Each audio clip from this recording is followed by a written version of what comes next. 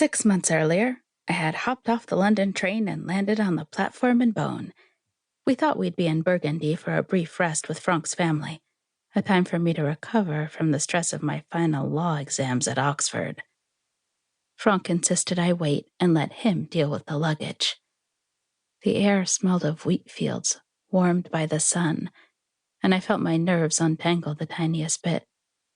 Franck shook his black hair from his eyes as he effortlessly heaved my 8 suitcases down to the platform. I secretly marveled that I was actually married to this dashing Frenchman. He waved at someone behind me, and I turned to see his father, André, blanch as he caught sight of our fortification of luggage. Franck gave him a quick kiss on each cheek, and then sped off in search of a much-needed cart, or 3. I considered justifying the number of suitcases, but though my French was excellent, I knew that when it came right down to it, a reasonable explanation did not exist. Franck and I had married in a minuscule Roman church in Burgundy the summer before. I was now officially André's daughter-in-law, but I knew I was still an unnerving presence for my quiet-spoken beau-père. There were too many things about me that smacked of my North Americanness, my need for long showers, lengthy phone conversations with my family back home, and, of course, traveling with 10 times more stuff than a person actually required.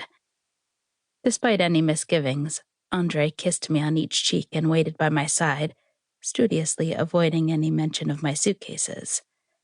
Instead, he queried about the weather in Oxford and my recently passed exams. Finally, Franck reappeared. Sans carte. He clicked his tongue. They've all been stolen. I never had been able to comprehend the French compulsion to steal strange objects such as luggage carts and toilet seats just for the pure anarchist joy of thieving. We will just have to carry them ourselves, Franck said. The final vestige of color leached from André's cheeks.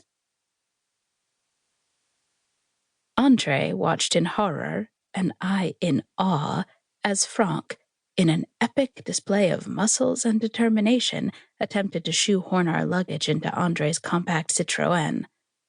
Our intense and tenacious courtship should have tipped me off to my husband's inability to accept the word impossible.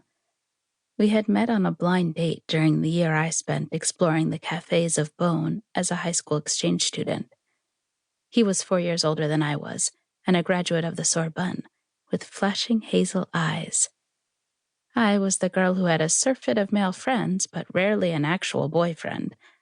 All at once, a fairy tale romance became a defining part of my life. This filled me with as much unease as it did wonder. I worried that any day fate would determine there had been a celestial mix-up. I hadn't earned Franck, particularly not during the previous 2 years. I was the type of person who had to earn things. Et voilà. Franck wedged the final suitcase in and stood back to admire his handiwork. André ushered us into the car, and we began to drive up toward the bright green vineyards of Franck's beloved Haute-Côte. I perched in the back on top of 2 suitcases, my head brushing the roof of the car. Franck rolled down the window to better breathe in his return home. I had fallen madly in love with him from the moment he gave me the traditional bees on each cheek on the night we first met.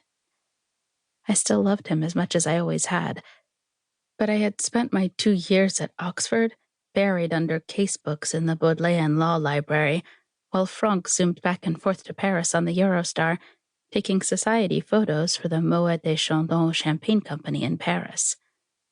We kept telling each other that we would have time to reconnect as soon as I walked out of my last final exam with the traditional red carnation in my buttonhole. That moment had now come and gone.